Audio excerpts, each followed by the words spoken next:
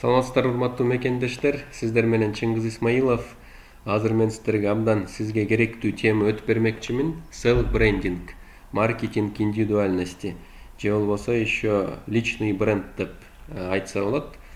Ошо кантип адам бренд болуп, өзүн элге таанылтып, эксперт жагын көрсөтүп, көбүрөөк ийгиликке жетип, акча иштесе болот. Ошо боюнча мен сиздерге кеңири маалымат берем. Негизи эле мен бренд личности боюнча 4 жыл мурун Москвага барып окуп, ошол жерден билим алып, анан Кыргызстанга келип, ошол билимди колдонгом да. Мен еще 2020 жылдын башында бренд личности, ораторское искусство политического лидера деп саясатчыларга атайын китеп жазгам. Көптөгөн биздин саясатчылар менен личный бренд боюнча иш алып келем. Ошондуктан мен сиздерге азыр билимим жана тажрыйбам менен толук кандуу бөлүшөм да. Сизде биринчи эле суроо жаралышы мүмкүн. Бренд деген эмне? Бренд деген английский сөз бренд, клеймо деген сөздөн чыккан да. Бул деген комплекс представлений, ассоциаций, эмоций, ценностных характеристик о продукте либо услуге сознания потребителя. То есть адамдарда бир товар болобу же адам болобу өзүнчө бир ассоциация пайда болот да. Ошол ассоциация кантип түзүлүш керек? Положительный же негативный, анын баары сиздин колуңузда. Мисалы үчүн сиздин атыңызды атаса эле башка адамдарда бир определенный ассоциациялар пайда болот да. Мисалы үчүн сөзүнө турат, сөзүнө турбайт, жалкоо же болбосо наоборот жигердүү иштейт. Ошентип бренд, товарный знак бул определенный адамдардын ассоциациясын пайда кылат да. Ошол адамдын бренди 4 тараптан турат. Бул биринчиден психология, то есть анын ички характеристикалары. Мисалы үчүн эл менен жакшы мамилет кыла алат же болбосо наоборот ачуу калтырат да. Анан имидж, то есть сырткы келбети, кандай визуальный характеристикаларды жаратат. Тыкан кийинет, өзүн жакшы карап алып жүрөт же болбосо наоборот да өзүн карабай кийир, жыртык кийимдерди кийип жүрөт. Анан экономика, финансылык характеристикалар, бул деген акчаны жакшы табат же болбосо жалкоо, айдан айга эптеп жашайт да.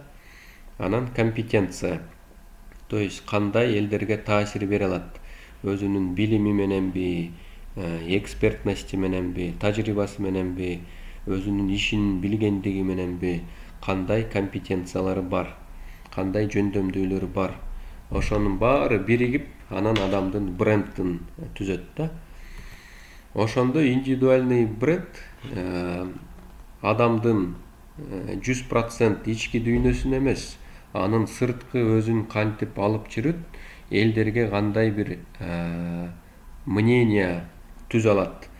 То есть бул деген набор мнений, стереотип болушу мүмкүн да. Ошол стереотип ат сизден эмес, даже сиздин кыймыл аракетиңизден көз каранды эмес да. Ал даже если сиз аракет кылбасаңыз деле сиз жөнүндө стереотип пайда болот. Мисалы үчүн ички дүйнөңүздө сиз элдерди абдан жакшы көрүп, аларга жакшылык каалайсыз. Бирок өзүңүздүн алып жүргөн абалыңыз сизди түнт катары көрсөтүшү мүмкүн да. Ошондуктан сиз каалайсызбы, каалабайсызбы, өзүңүздү брендиңиз түзүлө берет да. Мисалы үчүн мен деле өзүмдү эстеп аябай күлкүм келет. Эң биринчи 21 жашымда ийгилик жол, ийгиликке карай жол, путь к успеху, путь к свободе деген китепти жазганда мен кебетем ушундай болчу да. Өзүмдү карачы эмесмин, жакшы кийинчи эмесмин, чачым кандай болсо ошондой болчу да. Бара мен ошону түшүнүп, өзүмдүн сырткы келбетимди да карай баштадым. Ошентип мына 24 жашта кандай жүрдүм, 28 жашта кандай жүрдүм, ошондой эле азыр 31 жашта кандаймын. Өзүмдү целенаправленно брендимди түзө баштадым. Ошондуктан сиздер дагы буга маани берип, өзүңөрдүн брендиңерди түзүшүңөр керек да. Мисалы үчүн ассоциация дегенде кандай? Сразу эле биз Жириновский менен Акаевди салыштырсак, экөө карама каршы бренд түзүп алган да. Мисалы үчүн Жириновский скандальный, резкий, вспыльчивый болсо, наоборот, Аскар Акаев өтө жумшак, жай, гуманный жүргөн адам болуп көрүнөт да. Ошондуктан балким булар ички дүйнө өзүнүн алып жүрүшү ошондой болушу мүмкүн, а балким бул элдерге очко алыш үчүн өзүн ошондой атайын коомду алып жүргөн да. То есть аны өздөрү гана билет. Ошондуктан сиздер биринчи психологиялык особенностьтан баштайсыздар, кантип адамдарга эмоционалдуу түрдө көрүнгүңүз келет. Ошону ойлоп чыгышыңыз керек. Андан кийин имидж көтөбүз да. Жана встречает по одежке деген орустардын макалы бар. Кандай өзүңүздүн чувство вкусаңыз бар, кийимиңиз кандай сапатта, ошол эле цветтерди туура сочетание бере аласызбы, стрижкаңыз кандай, макияж, ухоженность, чистая обувь, ошого чейин элдер байкап карап турат. Психологиянын изилдөөсү боюнча 55% эл бизден маалыматты ушу биздин кебете кепширибизден алат экен да. Өзүбүздү кандай алып жүрөбүз, тыкан алып жүрөбүзбү, таза алып жүрөбүзбү, кийимибиз таза сапаттуу, өзүбүз келбетибизди карайбызбы. Ошондон уже биз элдерге 55% өзүбүз жөнүндө маалымат бере алат экенбиз. Анан экономика жагы. Экономика жагы мисалы үчүн 2005, 2016, 2018 деп изилдөөлөрдү жүргүзгөн да. Ошондо товарный знак бренд өзүнүн аты заводдордун жана технологиянын эсеби эмес, именно ушу бренд өзүнүн гана аты эле чоң деңгээлде экономикалык жактан саналат экен да. Мисалы үчүн 2005-те карагыла, Coca-Cola, Microsoft, IBM, General Electric, Intel, Nokia, Disney, McDonald's, Toyota, Marlboro болгон да.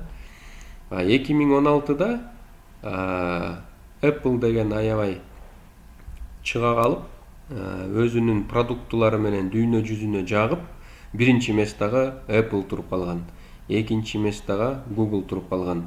Бул эки компания карагыла 2005-те даже жок да болчу да, топ 10-ке кирчү эмес. Анан дагы караңыздар, Nokia деген жок болуп кеткен. Эмнеге Nokia уже 2016-га кирбей калды? Анткени өзүнүн үстүнөн иштебей, технологияларын өнүктүрбөй, бир калыпта калган үчүн ал вообще эле ыргып кеткен да. Эмсе караңыз, 2018-те Disney кайра 8-орунду алган. Неге дегенде Disney өнүгүп, жана Marvel деген телекомпанияны сатып алып, өзүнүн капиталын чоңойто алган да. Ошол Apple биринчиликти бербей келатат, Google ошончоло экинчи местаны бербей келатат, и Samsung 7-орунду как положено алып келатат да. Эмнеге Samsung турат, Nokia ыргып кетти? Анткени Samsung постоянно технологияларын өнүктүрүп, замандан артта калбай, өзүнүн бренди жөнүндө ойлойт. Ошондуктан канчалык сиздер өзүңүздөрдүн үстүңүздөрдөн тынбай иштесеңиздер, ошончолук замандан артта калбай баалуулук бере аласыздар да. Анткени сиз өзгөрбөй, заман өзгөрө берсе, анда сиз эч кимге керегиңиз жок болуп калат. Ошондуктан өзүңүздүн экспертиңиз менен адамзатына пайда алып келишиңер керек да. Мисалы үчүн бренд адам бар да, Ричард Брэнсон деген. Ал Virgin деген корпорацияны нолдон баштап курган.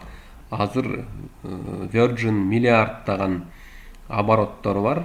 Ошондой эле Ричард Брэнсон өзү да миллиардер.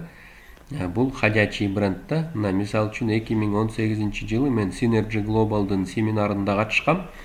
Ошондо 20 мүнөттүк интервью берип коюш үчүн эле Synergy $350,000 төлөп берген, плюс калган расходторду да өзүнө алган да, перелеты, там президентский отель, ошонун баарын Synergy Global төлөп берген. Канчалык сиздин атыңыз, сиздин брендиңиз кымбат болсо, ошончолук сизге көп акча алып келет. Ошондуктан ушул моменттен баштап өзүңүздүн брендиңиздин үстүндө иштей башташыңыз керек. Эгер биз степень влияния адамдарды алсак, өзүңүздөр көрүп атасыздар, булардын да рейтинги бар да. 2009-жылда эле Владимир Путин 3-чү орунду алган, 2016-да 1-чи боло алган, 2018-де 2-чи келатат. То есть бул топ 3-ден эч качан түшпөйт. Анткени Владимир Путин аябай дүйнө жүзүнө таасир берүүчү инсан болуп келет да.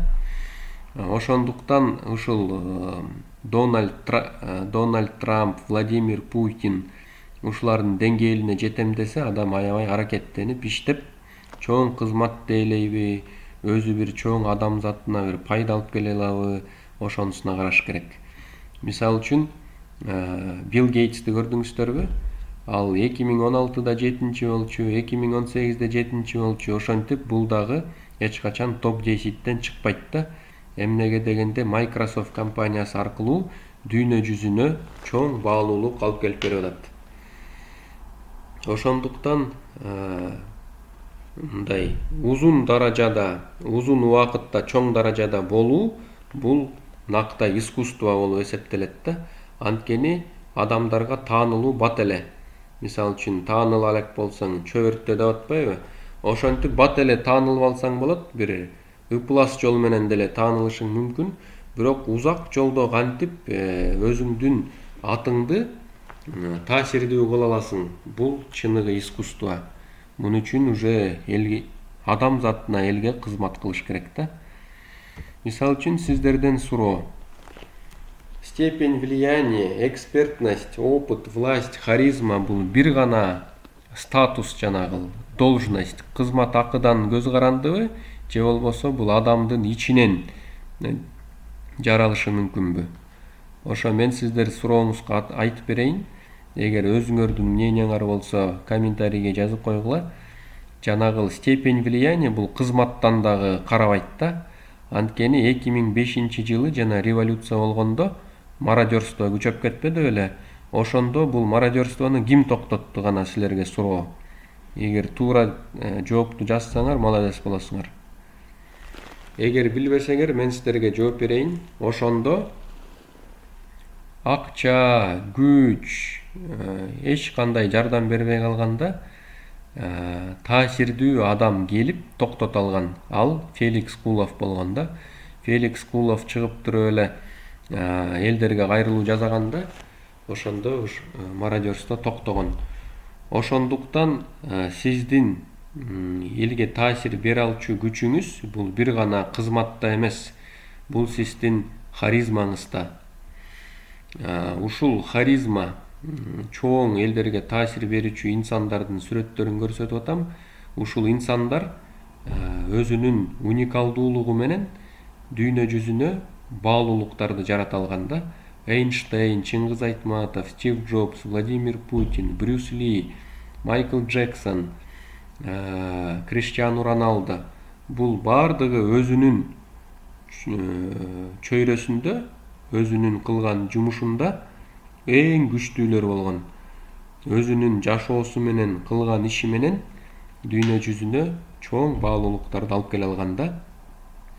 Булар деген дайыма өзүнүн ишинде, жумушунда постоянно өнүгө берген. Ошентип өнүгүп атып, мастерствонун туу чокусун көрсөтө алган да бизге.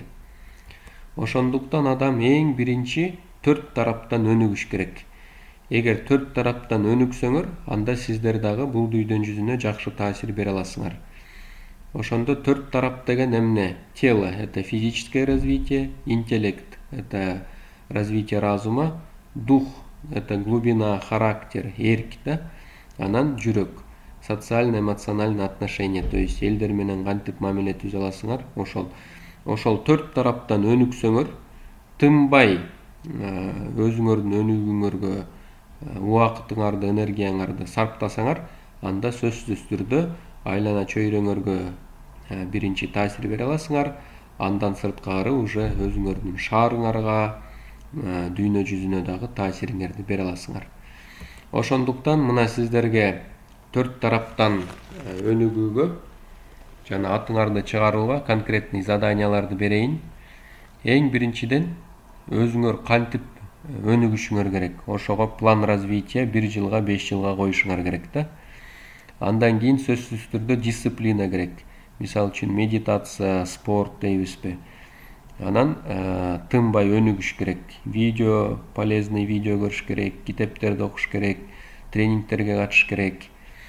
Анан постоянный пиар керек. То есть соцсеттерден активный болушуңар керек. Өзүңөрдүн бир баалуу уникалдуулугуңуз болсо, ошону интернеттен бөлүшүп турушуңар керек. Өзүңөрдүн жеке результатыңарды көрүшүңөр керек да, көрсөтүшүңөр керек. Мисалы үчүн бир проблеманы чечтиңизби, бир жыйынтыкка жеттиңизби, ошондо мисалы үчүн видеоблог чыгарсаңар болот, китеп жазсаңар болот.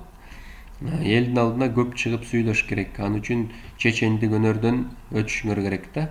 То есть канчалык элдин астына көбүрөөк чыгып сүйлөй баштасаңар, ошончолук элдер сизди тааный баштайт. Андан кийин убактыңарды туура бөлүштүрүп, эл менен баарлашууну үйрөнүшүңөр керек. Приоритет коюп, ошол маанилүү нерселерге көңүлүңөрдү бурдурушуңар керек да. Канчалык маанилүү нерселер жасай баштаган сайын, ошончолук маанилүү жыйынтык жарата аласыңар. Мен эми сиздерге маркетинг, индивидуальность, личный бренд боюнча кыска болсо дагы маалымат бере кеттим. Азыр мен бир гана жеке тренингтерди берип калгам. Ошол бир кандайдыр бир инсанды алып, ошону определенный результатка жеткизүү менин максатым. Эгерде ошо жеке өнүгөм десеңиздер, анда WhatsAppка жазып кайрылсаңыздар болот. Эгерде бул видео сиздерге кандайдыр бир пайдасын алып келе алса, анан сиздер дагы ушу жакын адамдарыңар бир жыйынтыкка жетсин десеңиздер, анда алар менен да бөлүшүп коюңуздар. Анан комментарий жазып, лайк басып, колдоп коюңуздар. Анда эмесе сиздер менен Чыңгыз Исмаилов болду, 7 китептин автору.